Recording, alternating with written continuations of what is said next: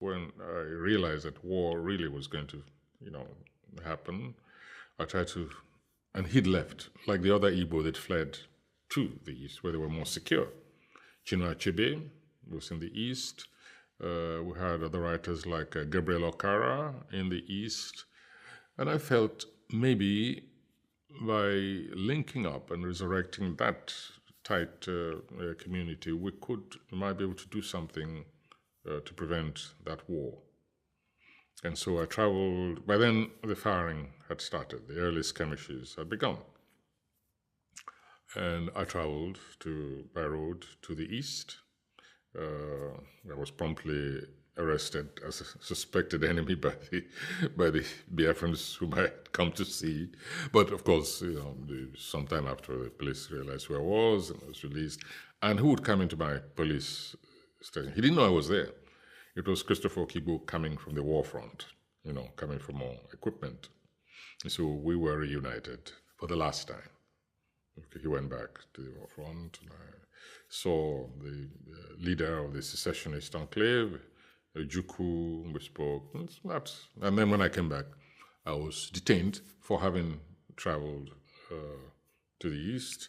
I was accused of all kinds of things, including trying to buy jet fighters for I don't know why people like to cook, fantasies around, around one's individual existence.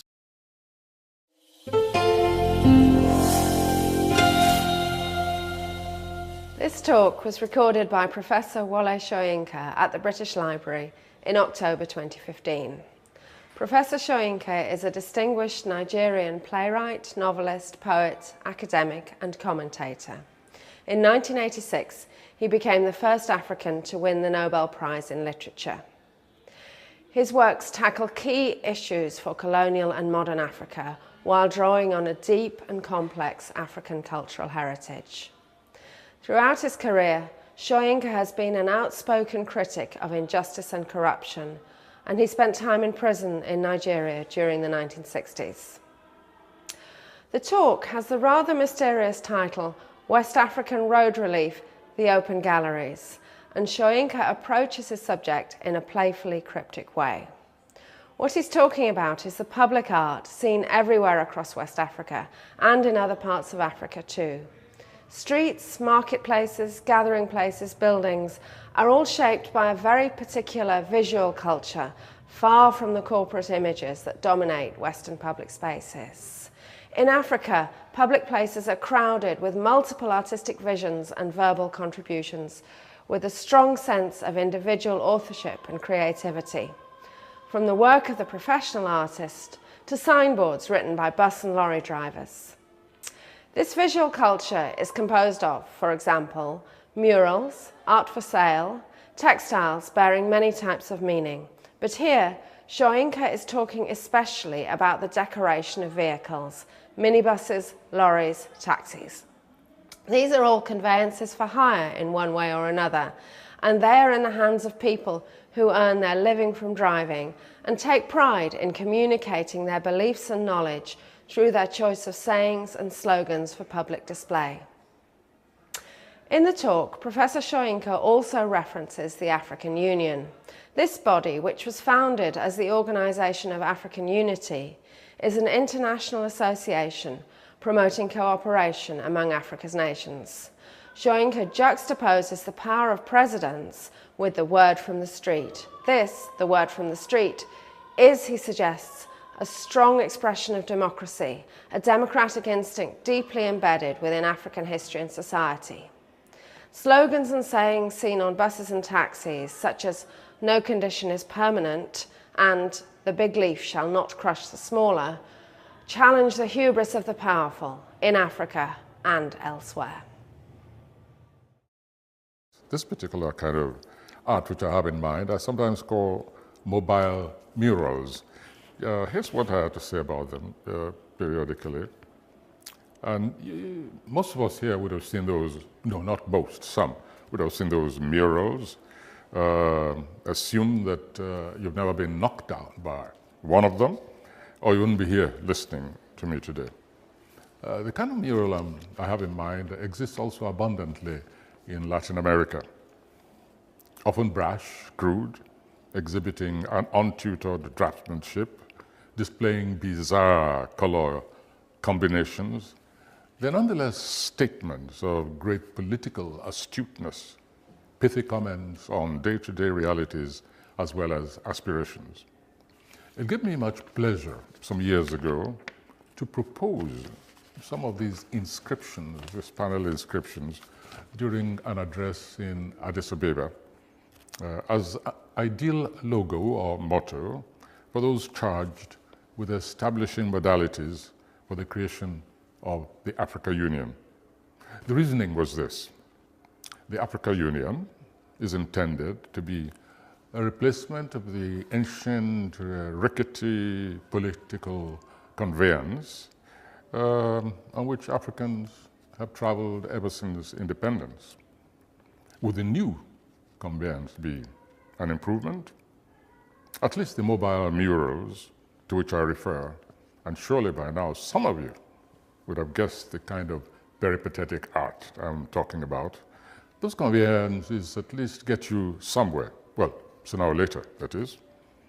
I'm not the first, by the way, to have remarked the trenchant politics of those popular art forms, however. The Ghanaian novelist Aikweama constructed his scatological narrative titled "The Beautiful Ones Are Not Yet Born" around one of these famous inscriptions, which he took from a Trotho laureate. Those who read the novel or simply traveled on West African roads will certainly have deduced from that final comment the kind of mobile mural that constitutes my affection.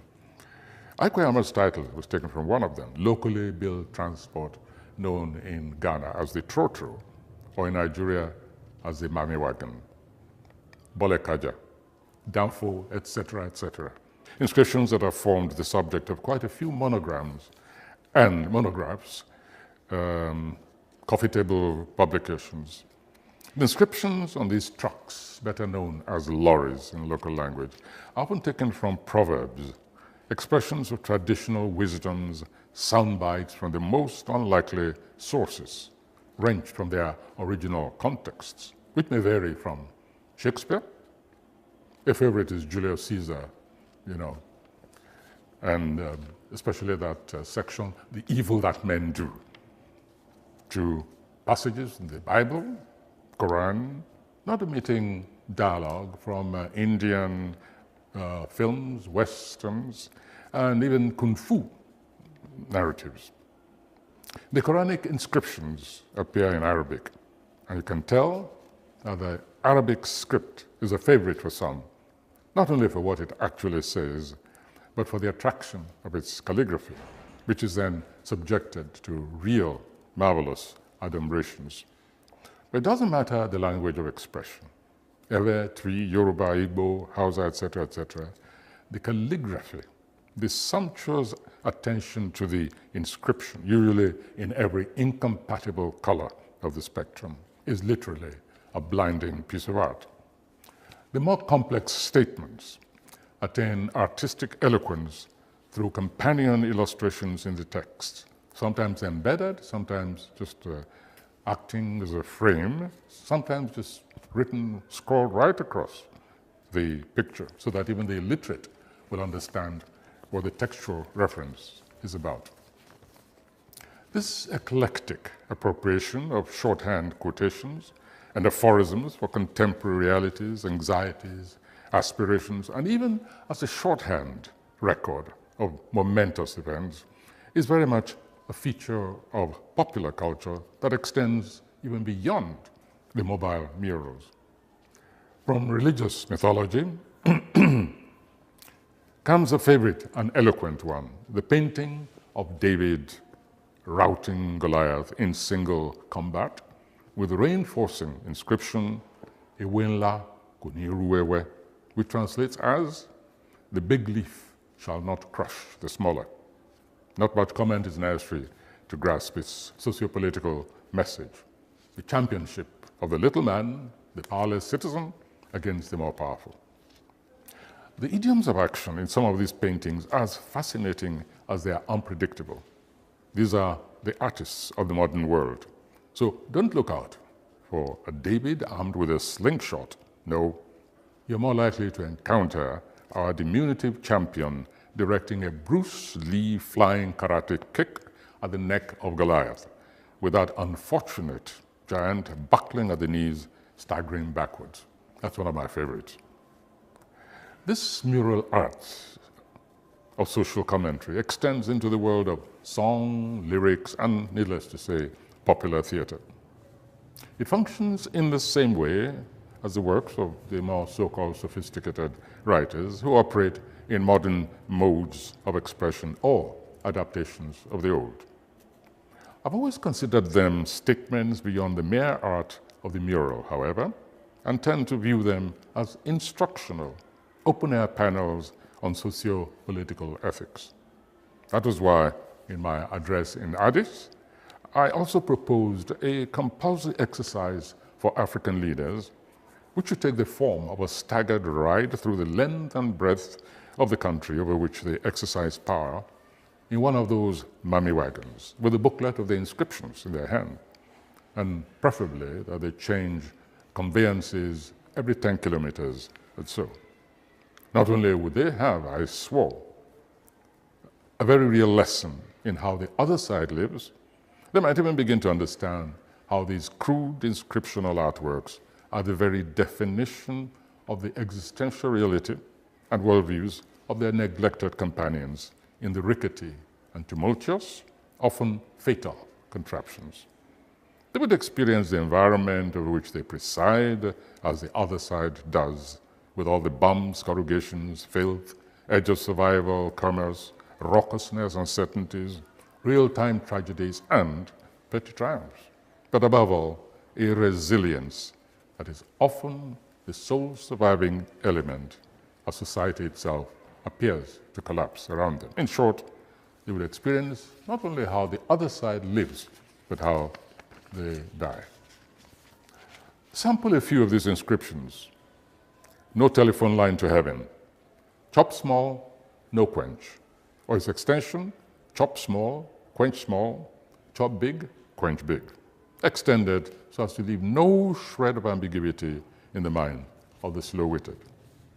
And there is the fervent prayer and summons to the responsibility of elders, another one that might have a special resonance for the European and American green campaigners for clean air and protection of the ozone layer.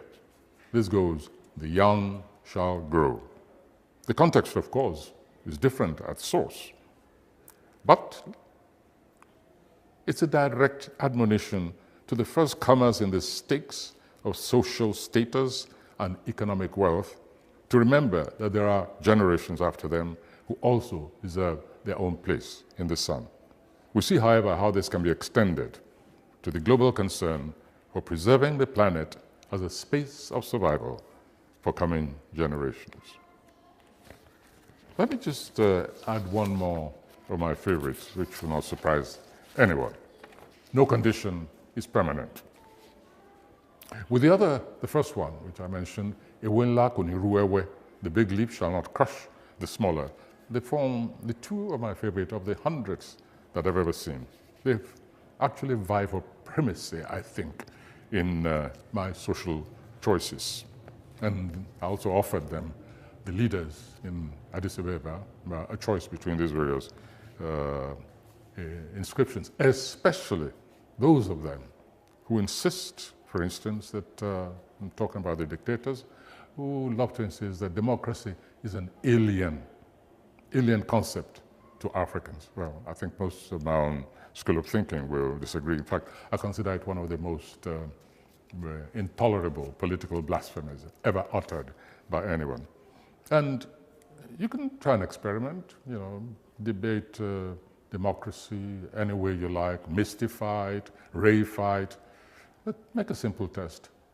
Take a few Africans, especially West Africans, peasants, factory workers, motor, highway drivers, etc., etc. Take them to a motor park. Place 100 lorries with all the various panels with these numerous inscriptions and ask which of them actually spells and defines democracy. And unerringly, I bet you they will point at no condition is permanent.